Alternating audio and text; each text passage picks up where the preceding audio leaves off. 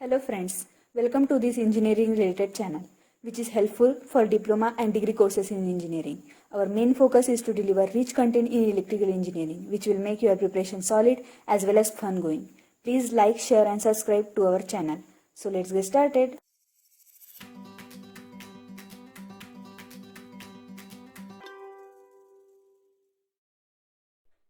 Friends, basic electrical circuit theory में अभी तक हमने बेसिक कंसेप्ट देख लिए। आज हम बेसिक न्यूमेरिकल्स देखेंगे। हमारा फर्स्ट न्यूमेरिकल है calculate the resistance of 100 metre length of wire having a uniform cross sectional area of 0.01 mm square and having a resistivity of 50 micro ohm centimetre. अभी हम first numerical का data लिख लेते हैं। Given are निकालने को बोला है और length 100 metre, area of cross section 0.01 mm square.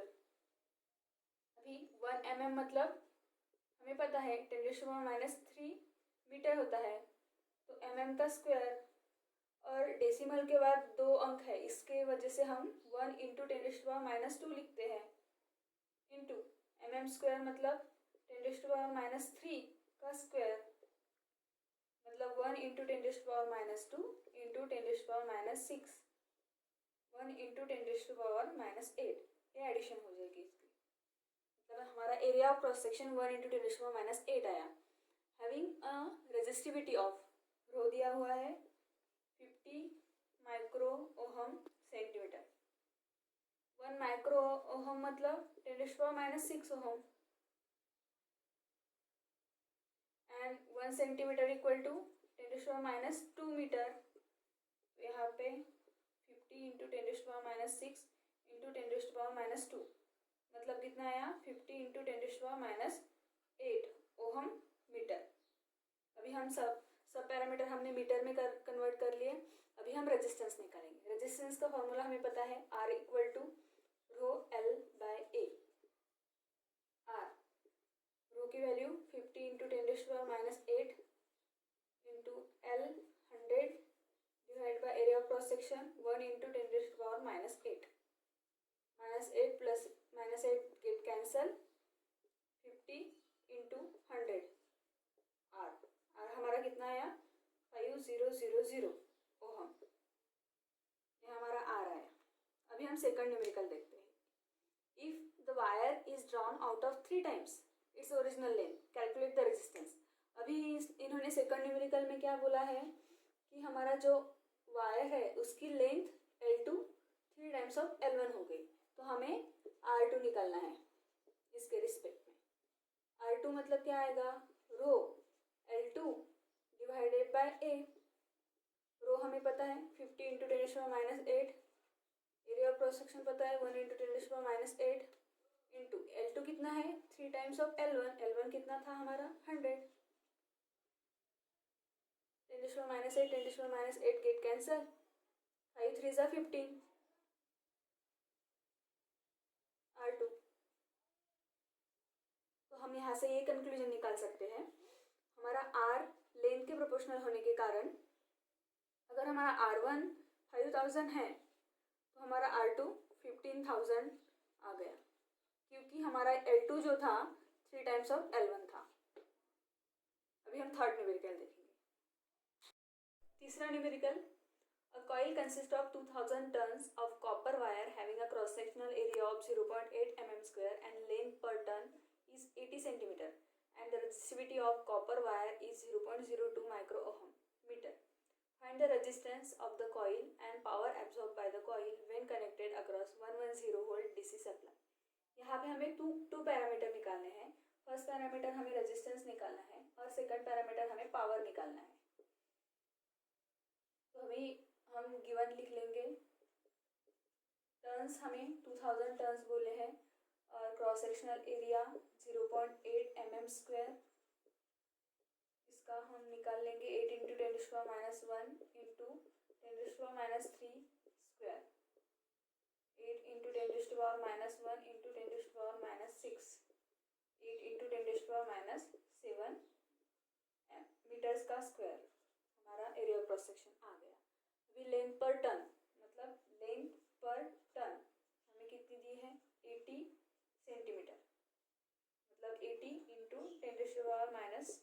2 metre. And resistivity रो हमें दी है 0.02 माइक्रो ओहम मीटर, मतलब 2 इंटू 10⁻², माइक्रो ओहम मतलब 10⁻6 ohm metre, 2 into 10⁻8 ohm metre. हमारा रेजिस्टिविटी आ गई। हमें पहले रेजिस्टेंस पूछा है, तो अभी हम रेजिस्टेंस निकालेंगे। R rho L by A, rho 2 into 10⁻8, length पर टर्न, मतलब यहाँ से हम लेंथ निकाल सकते हैं। हमें टर्न पता है और लेंथ पर टर्न पता है, मतलब एल अपॉन एन पता है। तो अगर हम इससे एन से मल्टीप्लाई कर ले टर्न से, तो टर्न्स गेट कैंसिल हो सकते हैं और हमें लेंथ की वैल्यू मिल सकती है। तो हम 80 इंटू 10⁻² इंटू 2000 टर्न्स कर लेंगे।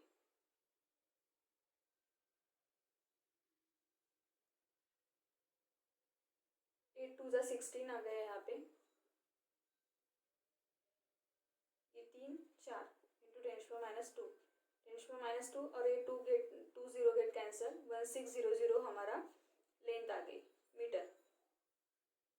1600 डिवाइड बाय हमारा area of cross section 8 into 10⁻7, -7 यहाँ से -7 यहाँ के कैंसिल हो गए। तो अभी यहाँ पे 10⁻1 रह गया, 10⁻1 और ये 0 कैंसिल हो जाएंगे। तो 2 इंटू 160 डिवाइड बाय 8, अभी 8 2 जा 16 20, मतलब 2 इंटू 2 4 0 40। हमारा रेजिस्टेंस आ गया 40 ओहम। अभी हमें सेकंड क्या पूछा है, पावर एब्सॉर्ब पूछा है। हमने ओहम्स लॉ में पावर के डिफरेंट फॉर्मूले देख लिए थे, P equal to I square into R, P equal to V square by R and P equal to V into I. अभी हमें यहाँ पे रेजिस्टेंस पता है और वोल्टेज की वैल्यू दी है, वोल्टेज इक्वल टू 110 DC। तो हम सेकंड फॉर्मूला पावर का यूज कर सकते हैं यहाँ पे, P equal to V square by R का, वी स्क्वायर मतलब 110 का स्क्वायर डिवाइड बाय 40, हमारा पावर आ जाएगा। पावर हम यहाँ पे कैलकुलेट कर लेंगे, 110 स्क्वायर डिवाइड बाय 40, 302.5 वॉट हमारा पावर आ गया।